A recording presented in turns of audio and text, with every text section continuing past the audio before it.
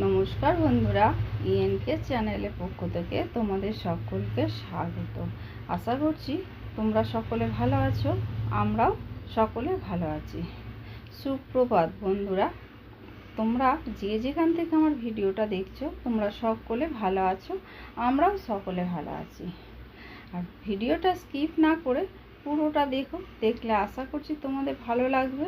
ভালো লাগলে like, comment আর প্রচুর প্রচুর বন্ধুদের কাছে শেয়ার করে দিও।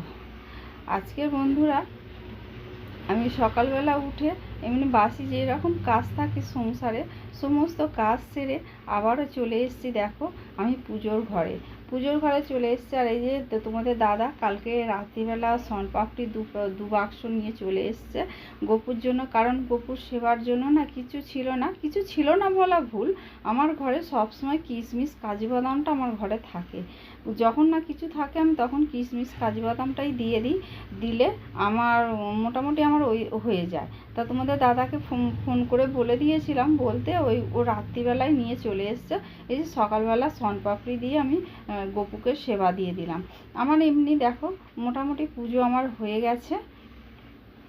পুজো এই যে দেখো ধূপকাঠি দেখালে আর ওদিকে সূর্য প্রণাম করলেই আমার হয়ে যাবে।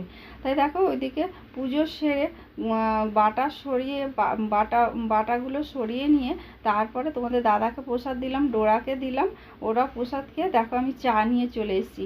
আজকে স্ট্যান্ডটার মধ্যে দিই ডল সুপ্রভাত বলো, গুড মর্নিং। হ্যাঁ কি হয়েছে খাটের নিচে কি গুড মর্নিং বলো, এসেই দুষ্টুমি আরম্ভ। হ্যাঁ কালকে কাঁটা লাগা কেমন গান হচ্ছিল।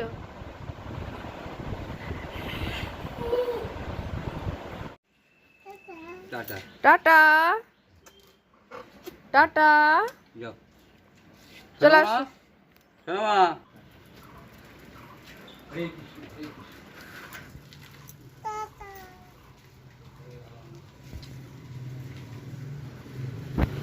বল কোথায় গেছিলিস? হ্যাঁ এই ডোরা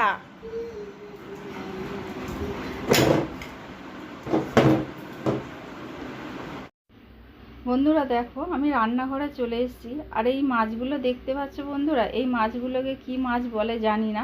তোমাদের দাদা এই মাছগুলো নিয়ে এসে তেল পোটা আর নিয়ে এসছে কাতলা মাছ কালকের জন্য।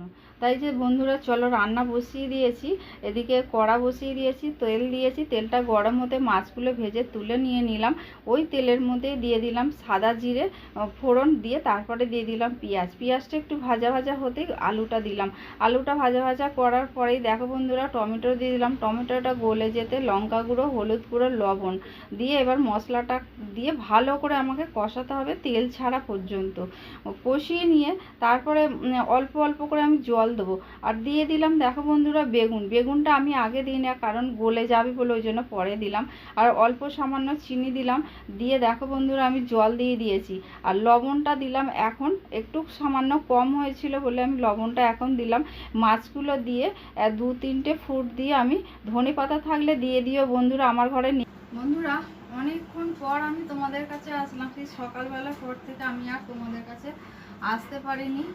ওদিকে কাজ করছিলাম, এমনি রান্না বান্না সমস্ত হয়ে গেছে। কি রান্না করলাম আমি তোমাদের দেখাই।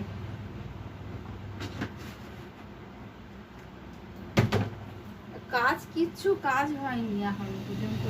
মানে এখানে চাল বস্তায় চাল পড়ে আছে, চাল ঢালতে হবে, চালের দাম শেষ হয়ে গেছে। আর ওখানে চাল ঢালবো, তারপর ডোরাকে খেতে দেবো, ঘর দুয়ার পরিষ্কার করবো। আমার গা হাত পা না পুরো প্রচণ্ড পরিমাণে চুলকাচ্ছে গরমে, এত গরমে কষ্ট। এতক্ষণ তো সেই সকাল থেকে এই এখন কটা বাজে,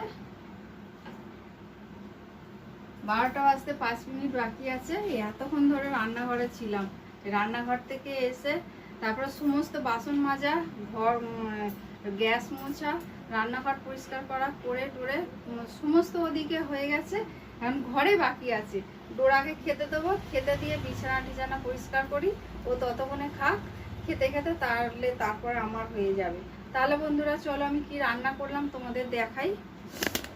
এই দেখো না চালের বস্তা এখানে খোলা আছে, এখান থেকে চাল নিয়ে রান্না হয়েছে। এই যে দেখো এখানে ভাত,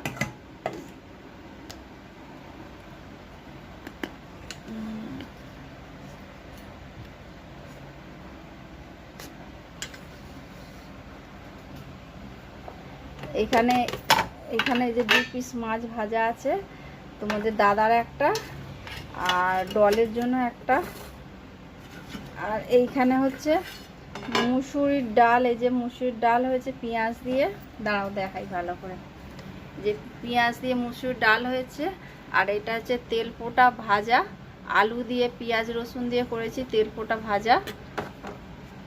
চচ্চড়িও বলতে পারো, বলে জানি না। এই যে ছোট্ট ছোট্ট সেই ইলিশ মাছের মতো দেখতে এইরকম সাইজের মাছগুলো, এই মাছ আলু বেগুন দিয়ে একটুখানি গ্রেভি, এই যে ভাতে মেখে খাওয়ার মতো করেছি। আর এটা হচ্ছে ডোরার জন্য, ডোরার এখানে হচ্ছে ভোলা মাছ।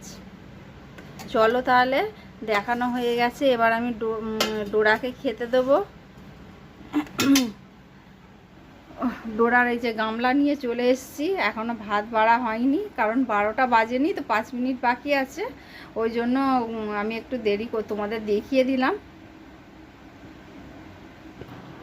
এই যে দেখো বন্ধুরা, ডোরাকে খেতে দিয়ে দিয়েছে। আমি ওই ঘরে না যেতে পারছি না, পাখা চলছে, তাও আসলাম। দেখো বন্ধুরা, আমার বিছানা টিছানার কি অবস্থা, পুরো নোংরা হয়ে আছে। আর ওদিকে একটা স্ট্যান্ড, এবার এই চালগুলো ঢালি, স্ট্যান্ড ফ্যান চালাবো আর তোমাদের সঙ্গে কথা বলতে পারবো না। আমি এখন স্ট্যান্ড ফ্যান চালিয়ে তারপর আমি কাজটা করবো। তাহলে চলো বন্ধুরা, তোমাদের সঙ্গে আবার সেই দুপুরবেলা খাওয়ার সময় একেবারে দেখা হবে। তাহলে চলো। এই যে দুপুর 2টো বাজে বন্ধুরা, তোমাদের দাদাকে খেতে দিয়ে দিয়েছি, তেল ফোটা দিলাম, দিয়ে তারপরে এই যে ডাল আর মাছের একটু গ্রেভি মতো করেছিলাম ভাত দিয়ে মেখে। আর এই দিকে আমি ভাত নিয়ে নেবো। তাহলে বন্ধুরা পরে আবার আসছি। এই যে দেখো, এখানে আটা মাখা হয়ে গেছে, সন্ধে দিলাম, সন্ধে পুজো দিয়ে তারপরে রান্নাঘরে চলে এসেছি। আটা মেখে রেখে দিয়েছি, ভালোভাবে তো মাখতে পারি না, কইলে এসে যা করার করে নেবে। আর ভাত করলাম, কারণ ভাত এখন সকালবেলার জন্যই করি, এই সকাল আর দুপুরের জন্যই করি, আর রাতের জন্য করি না, কারণ গরম পড়ে গেছে অতিরিক্ত, তো ভাত আমার নষ্ট হয়ে যায়। তা বন্ধুরা ওই জন্য ভাত করলাম। দেখো